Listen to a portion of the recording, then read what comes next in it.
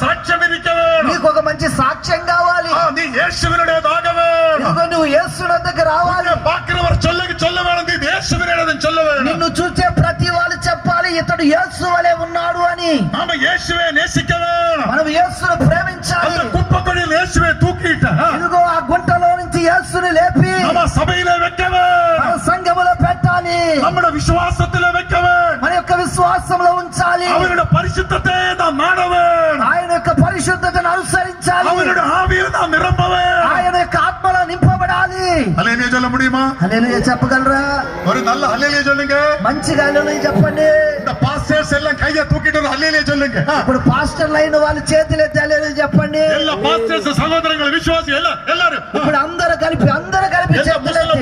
ముసలి ఎల్ల கையை தூக்கி ఆ ముసలోళ్ళు ముక్కోళ్ళు అందరూ కూడా హల్లెలూయా. நம்ம இயேசு வரப்போகிறார்.